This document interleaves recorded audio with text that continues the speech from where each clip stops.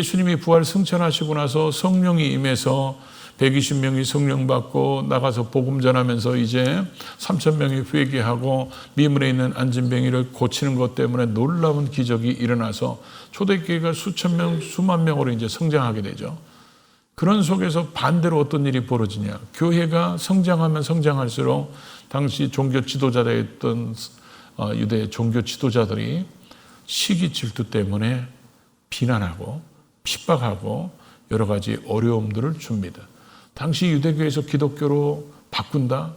그것은 재산상에 엄청난 불이익이 찾아오고 가문적으로 왕따를 시켜서 생계가 곤란할 정도로 굉장히 어려운 시대였습니다. 그런 속에 있을 때 이제는 주님이 없을 때 우리가 이제 이런 일을 헤쳐나가야 되는데 성령님이 오셔서 그런 일을 해나갈 때 밖으로부터는 엄청난 핍박이 오고 안에서부터는 이들이 서로 격려하고 위로하면서 똘똘 뭉치기 시작하면서 초대교회가 강력한 거룩한 저항력 가지고 이겨나가게 됩니다. 그랬을 때 이들에게 정말 많은 재정이 필요했어요. 왜냐하면 굶주리고 또 이렇게 집에서 쫓겨나거나 이런 것 때문에 살아갈 어떤 방법이 없는 사람들, 이런 사람들도 많았기 때문에 초대교회 2장 41절부터 쭉 보면 유무상통이 이루어졌죠. 자기 것을 자기 것이라고 얘기하는 사람이 없고 다 물건을 서로 나눠서 쓰고 빌려다 쓰고 이렇게 하고 또 재산이 있고 소유가 있는 사람들은 그걸 팔아서 사도들 앞에 갖다 놓으니까 그걸 또 가난한 사람들에게 나눠주고 구제비로 선교비로 쓰는 그런 일들이 벌어지는데 그런 초대교회의 그 놀라운 역사 속에서 탁월하게 눈이 뜨는 사람이 있었습니다. 그래서 그 사람의 이름은 요셉이었어요. 근데 사도들이 그 요셉이란 이름 가지고는 부족해서 그 많이 초대교회 때 그렇게 모이는 사람들 중에서 저 사람은 정말 이런 사람이다 이렇게 해서 별명을 붙여준 것이 바나바입니다. 나중에 우리도 시몬이라는 얘기를 잘 안 쓰잖아요. 우리는 대부분 베드로라고만 얘기하잖아요. 이 본래 이름이 요셉이었는데 우리는 요셉이란 말을 잘 안 쓰고 언제나 뭐라고 그러죠? 바나바라고 이렇게 불리는데 이런 별명이 붙은 이 바나바를 보면서 오늘 우리를 한번 돌아보고 우리의 교회 생활을 돌아보면서 우리에게도 이런 아름다운 별명이 있는 삶이 될 수 있기를 주의 이름으로 축복합니다. 그래서 우리가 이 본문을 보면서 저는 이런 생각을 했어요. 이름값을 넘어 별명이 붙는 선한 영향력을 미치는 사람이 되자 그 얘기입니다. 이제 예루살렘 교회는 이제 주님이 이제 부활 승천하셔서 안 계십니다. 늘 눈앞에 계셨던 주님이 안 보이시고 이제는 자기들에게 오신 성령님의 도움과 능력을 힘입어서 이제 살아가야 되는데 가면 갈수록 핍박이 더 심해지니까 이들은 한 마음 한 뜻으로 똘똘 뭉치게 됩니다. 그래서 똘똘 뭉치게 되는 그런 속에서 이들에게 서로 격려해주고 위로해주고 그리고 또 이런 어려운 교회를 이끌어가기 위해서 재정이 필요하니까 재산을 팔아서 소유를 팔아서 헌금하는 이런 사람들 때문에 교회가 계속해서 성장해 나갑니다. 그래서 32절에 보면 이렇게 나오죠. 자기 재물을 조금이라도 자기 것이라고 하는 이가 없더라. 이들이 성령 받으니까 뭐가 회복됐습니까? 하나님의 주권을 인정하는 삶을 살기 시작합니다. 그래서 이들이 헌신하고 이렇게 하나님께 예물 같은 걸 드릴 수 있었던 것은 자기 것이 아니라 하나님이 내게 맡겨주신 물질의 청지기 정신이 회복되니까 이런 헌신자들이 생기기 시작하고 그러고 나서 이들이 이제 34절이나 사도행전 2장 45절에 보면 밭과 집을 팔고 재산과 소유를 팔아서 그랬는데 집과 재산, 소유를 팔고 밭을 팔았다는 이 말이 원어에 보면 계속해서 팔아왔다 이런 얘기입니다. 그러니까 한 집이 뭐 계속 팔아온 게 아니고 이번에 이 집이 하고 이번에 저 집이 하고 이렇게 계속해서 그 어려운 사역을 감당할 수 있도록 이런 어쩌면 영적인 도미노 현상이 일어나게 됐다는 거죠. 그러면서 이들이 35절에 보니까 사도들의 발 앞에 뒀다는 것입니다. 사도들의 그렇게 판 값을 사도들의 앞에 줬다는 의미가 뭘까요? 이게 바리새인들이나 서기관들이 구제할 때 예수님이 저들의 행위를 본받지 말라 그러면서 하신 말씀이 뭐예요? 저들은 구제할 때 일회용으로 하는 거예요. 자기를 드러내기 위해서. 자기가 이렇게 구제도 잘하고 기도도 많이 한다는 것을 사람들에게 의식적으로 보이려고 그런 전시 행정처럼 그렇게 하는 그들처럼 하지 말라는 거예요.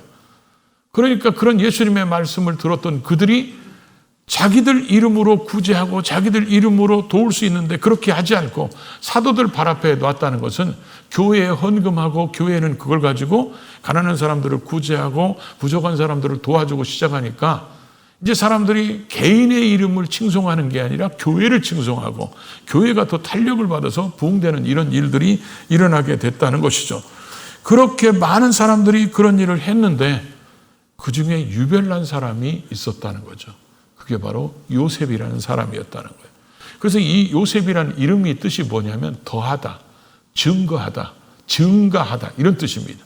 그러니까 요셉은 그 이름대로 초대교회가 더하고 더 숫자가 늘어나고 더 증가하는데 그 이름값을 톡톡히 한 사람이 바로 요셉인데 아마 이렇게 사람들이 재산을 팔고 집을 팔고 물건을 유무상통하는데 모든 사람들에게 아마 가장 영향력을 미치고 모델이 될 만한 그래서 이 사람 때문에 영적인 도미노 현상이 일어나게 했던 사람이 바나바였던 것 같아요. 그러니까 사도들이 그 사람에게 다른 별명을 붙여줬는데 저와 여러분이 가지고 있는 별명은 대부분 어디서 붙습니까? 초등학교를 다니거나 아니면 집에서 부르거나 아니면 동네 선배들이 붙여주거나 이런 별명들인데 교회 안에서 붙은 별명이라는 거예요. 이 사람이 교회 안에서 붙은 이런 별명을 가졌는데 더군다나 이 요셉이라는 이름 같은 건 보면 우리도 그렇잖아요. 자식을 낳고 이름을 지을 때 부모의 마음을 담고 꿈을 담고 더군다나 우리는 신앙인들이기 때문에 거기다가 신앙 고백까지 담아서 우리의 자녀들이 이렇게 살았으면 좋겠다. 그래서 이스라엘 백성들이 이름 보면 다 그 뭐가 있어요? 뜻이 있잖아요. 우리도 이름을 한자로 쓰거나 이랬을 때도 다 아니면 우리말로 쓰더라도 그 약자를 보면 다 그 의미가 있잖아요. 신앙인들에게. 그렇게 살기를 간절히 원하기 때문에 이름을 짓는데 이 요셉도 그랬을 거예요. 너 어디 가든지 사람들에게 더 해주는 사람. 그 사람들에게 믿음이 더할 수 있게 하고 교회에 유익이 되게 하고 네가 있는 곳에 부흥이 되게 하고 성장하게 하고 이런 꿈을 담아서 지었던 이름 요셉이 그렇게 이름값을 한 것을 넘어서 이제는 사도들이 저 사람 때문에 그러니까 굉장히 지대한 영향력을 미쳤다는 거예요. 그런 영향력이 나중에 사도행전에 보면 계속 미치게 되는데 성도들에게 이 사도행전을 받는 사람에게 저 뒤에서 큰 영향력을 미치는 그 사람이 누구인가를 여기서 설명하고 있는 거예요. 그래서 이 초대교회 때 사도들 빼놓고 가장 강력한 영향력을 선한 영향력을 미친 사람이 바로 이 요셉이었기 때문에 사도들이 이 사람에게 별명을 붙여줬다는 거죠. 성경에 이런 별명이 붙은 사람이 여러 사람이 나옵니다. 모세 시대에 항상 모세의 일을 할 때 꼭 모세 곁에 있었던 사람이 누구냐면 여호수아입니다. 이 여호수아의 정복전쟁 하기 이전에는 항상 그 이름이 나올 때마다 그 앞에 꼭 붙어 나오는 말이 있었어요. 뭐냐면 모세의 수종자, 모세의 시종. 이게 그 말의 의미가 뭐냐면 모세의 종이고 모세의 제자고 모세의 다음을 이을 후계자라는 그런 의미로 항상 모세의 수종자 이런 별명이 붙어 있었습니다. 사도행전 6장에 7집사님이 안수를 받아서 7집사님이 세워지죠. 스데반이 설교하다가 순교를 당하는 게 7장입니다. 그래서 스데반 사건으로 해서 교회에 대핍박이 일어납니다. 그래서 모든 예루살렘 교회 사도들 빼놓고는 다 뿔뿔이 흩어진 사람들이 복음을 전하러 가는 그 중에 빌립 집사가 사마리아에 가서 복음을 전합니다. 사마리아에서 복음을 전할 때 놀라운 역사들이 일어나죠. 그런데 이 빌립을 하나님께서 예루살렘으로 해서 광야로 내려가는 길까지 가라. 그러면서 가서 내시에게 복음을 전하는 이 빌립 집사를 볼 수 있어요. 나중에 바울이 선교를 마치고 예루살렘으로 올라올 때 빌립보 지역을 거쳤다가 이렇게 올라오는데 빌립보 지역에 있는 이 빌립의 집에 머물게 됩니다. 거기에 머물러서 쉬었다가 이렇게 올라오는데 누가가 그 빌립을 뭐라고 표현하냐면 사도행전 21장 8절에 보면 전도자 빌립 이렇게 써놨습니다. 빌립의 별명이 전도자라는 것입니다. 그래서 우리가 이제 복음이 뭡니까? 유앙겔리온이잖아요. 그래서 이 빌립의 별명을 유앙겔리스테스 그래서 이 기쁜 소식을 전하는 사람 그러니까 아주 전도자라는 별명이 붙은 사람이었다는 것입니다. 여러분들이 교회에서 붙은 별명이 있을까요? 교회 성도들이 우리 집사님은 이런 분이야? 아니면 목사가 여러분들에게 어떤 별명을 붙여주는 사람이 있을까요? 가끔 이제 우리 교회에 이렇게 방문하는 목사님들이 있어요. 그러면 막 집사님, 권사님들이 막 열심히 봉사하고 다니면 가끔 목사님들이 여자 전사님이야? 이렇게 물어봅니다. 아니에요. 그냥 권사님이에요. 근데 권사님이 저렇게 매일 출근하나 봐. 매일 출근합니다. 그러면서 제가 이렇게 얘기죠. 우리 교회 기둥 같은 사람입니다. 그럼 목사가 벌써 얘기할 때 기둥 같은 사람이고 우리 교회 그런 대들보 같은 사람이고 우리 교회 기도자고 우리 교회 모든 주방을 책임지는 요리사고 막 이렇게 얘기하면 얼마나 좋겠어요.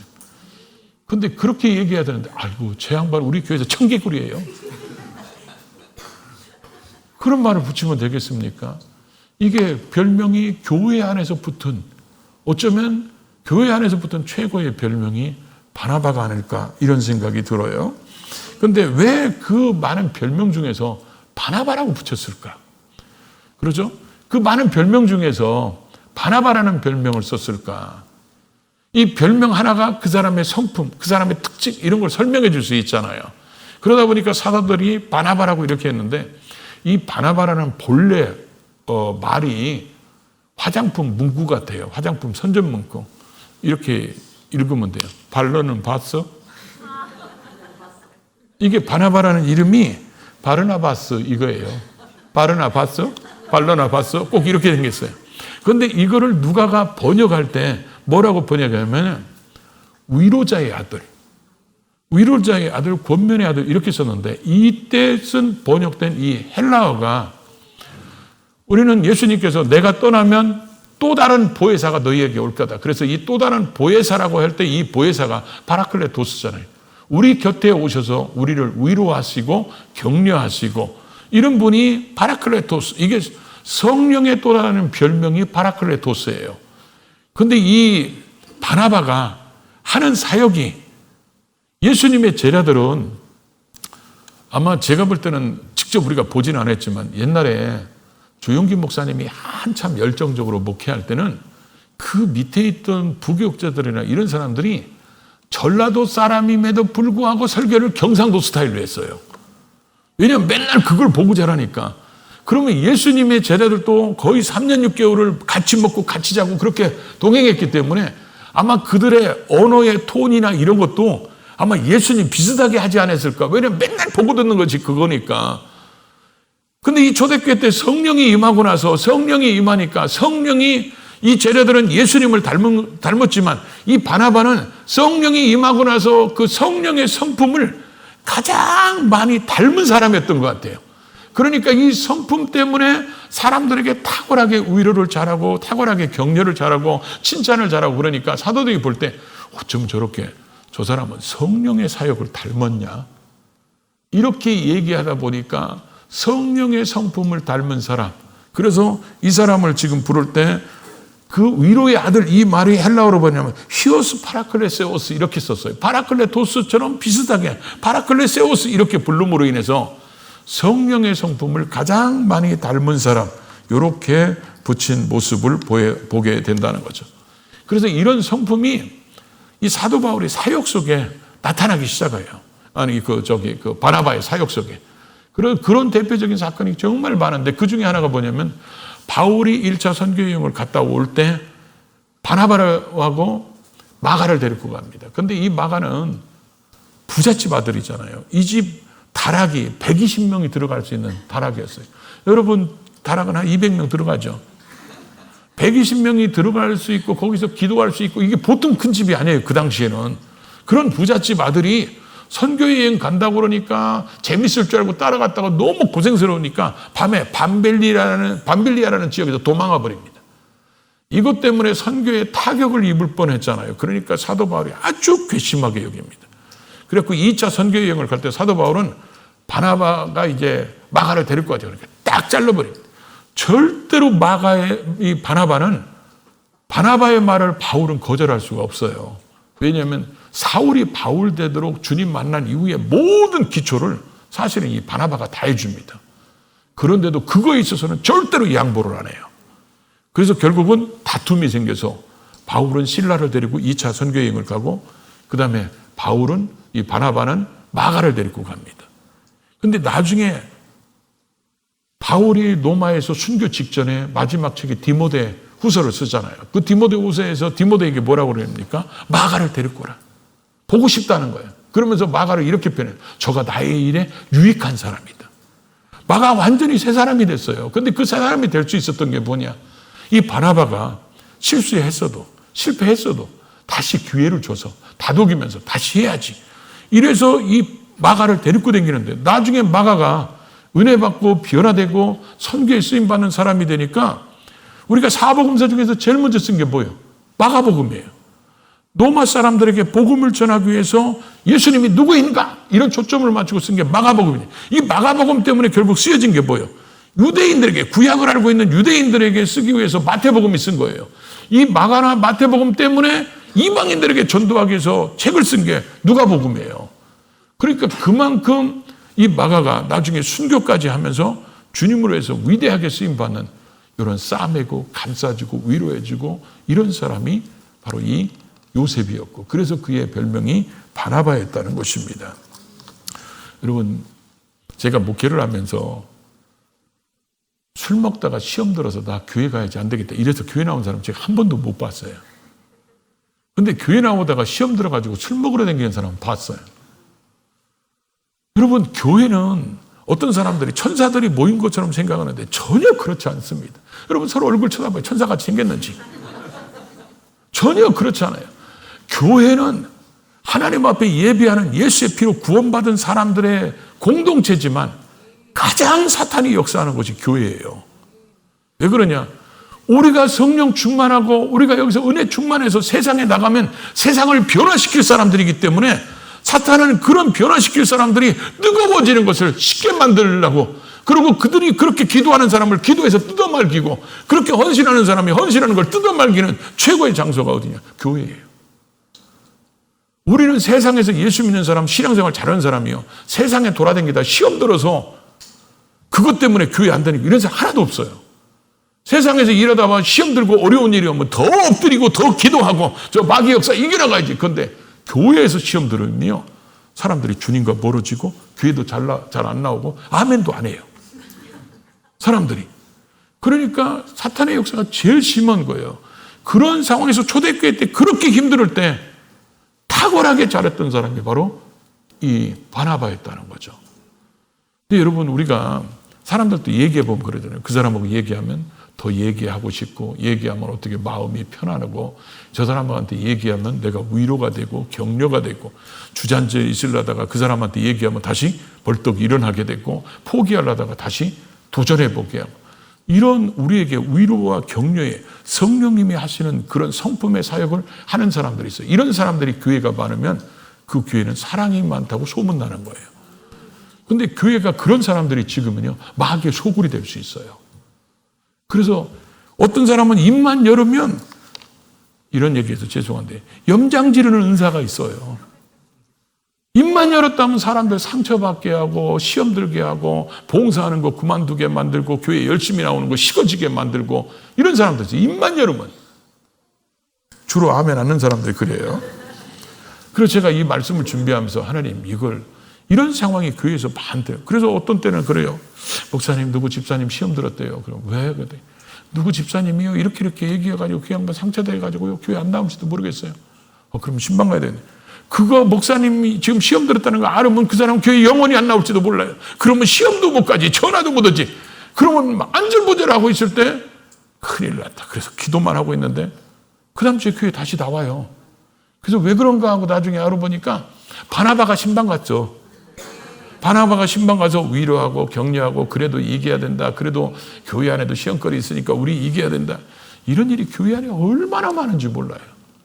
그래서 제가 이 말씀을 준비하면서, 하나님, 저는 뭐 입을 자크를 채울 수도 없고, 그러죠? 염장 지르는 은사를 어떻게 자크를 채워? 그래서 어떻게 해결해야 됩니까? 이 설교 준비하면서도 그런 생각이 들었어요. 그때 하나님이 저한테, 야, 단방에 해결하는 거 내가 일러줄게. 저거 이거. 단방에 해결되는 거 내가 일러줄게. 그렇게 사람들에게 상처를 주는 사람들이 사람들에게 위로자가 되고 격려자가 되는 것을 내가 단방에 일러줄게. 그래서 하나님이 저에게 하신 말씀이 뭐라고 말씀하시냐면, 야, 이렇게 질문을 하고 그래라. 스스로에게. 당신, 너 하나님 앞에서 너 완벽한 사람이냐? 너 하나님 앞에서 완벽한 사람이야? 너희 자녀들이 하나님 앞에서 완벽하냐? 너희 남편이 하나님 앞에서 완벽해? 너희 아내가 하나님 앞에서 완벽해? 그렇지 않으면 아니에요. 부족합니다. 허물이 있습니다. 그러면 그 입을 다물게 된다는 거예요. 그리고 우리에게는 긍휼이 필요합니다. 주님의 은혜가 필요합니다. 주님이 도와주지 않으면 우리가 살 수 없습니다. 이렇게 고백하는 사람들은 남의 허물이 딱 보이면 그 허물을 보면서 자기 허물을 본다는 거예요. 저 사람이 허물이 있어도 주님이 사랑하셔서 저렇게 신앙생활하는데 나는 다른 사람이 나를 볼 때는 또 허물이 얼마나 많을까. 그래서 그 허물 있는 사람들은 위로해주고 격려해주는 사람으로 바뀔 수 있다는 거죠. 이게 초대교회 때 그렇게 경제적으로 힘들고 굉장히 어려울 때 예수님 닮은 제자들, 성령님 닮은 이런 바나나 같은 사람들이 있기 때문에 한 마음, 한 뜻이 돼가지고 이런 아름다운 헌신이 있었습니다. 저와 여러분 때문에 우리가 권면이나 위로한 것 때문에 신앙이 새로워졌거나 그의 시험에서 일어나거나 이런 사람들이 얼마나 있었는지 모르겠어요. 또 반면에 여러분 때문에 신앙생활을 포기하거나 제가 지금 요즘에는 직접 전도를 많이 못 나가지만 옛날에는 제가 이렇게 전도 나가면서 사람들한테 물어보면요. 교회에 다니다가 그만둔 사람들의 대부분 한 7, 80%가 교회 성도들 때문에 시험 들어서 교회 안 나간다. 그런데 문제는 뭐냐면 그렇게 시험 들어서 그 사람이 교회 안 나오는데 나는 그걸 모른다는 거예요. 그게 문제라는 거예요. 그러니까 우리가 그런 걸 예방하기 위해서는 스스로 늘 하나님 앞에 질문해야 돼. 나는 완벽한 사람인가? 그렇지 않으면 남에게 비난하고 정죄하고 비판하지 않게 된다는 거예요. 그러고 나서 이 바나바가 여러분의 얼굴이 심각해지니까 빨리 끝낼게요. 그가 밭이 있음에 팔아 그 값을 가지고 사다들의 발 앞에 두니라. 이 사람은 구브로 출신이에요. 이 구브로가 지금 어디냐면 키프로스입니다. 키프로스, 이스라엘 쪽 위에 유럽 쪽으로 올라가려면 그 섬 하나 있죠. 키프로스 출신인데 구브로 출생이고 거기서 태어났고 근데 이 사람이 네이족이에요. 그러니까 그 조상들이 거기 가서 살았다는 거예요. 근데 그 조상들이 거기서 살면서 아마 많은 재산을 모았던 것 같아요. 왜냐하면 거기가 세계적인 구리광산이 있었어요. 그러다 보니까 많은 돈을 모았는데 제가 그 신안 이런 데 가보니까 이 섬에서 사는 사람들이 꼭 목포에 집을 한 채씩 있더라고요. 왜냐하면 애들이 옛날에는 많이 낳잖아요.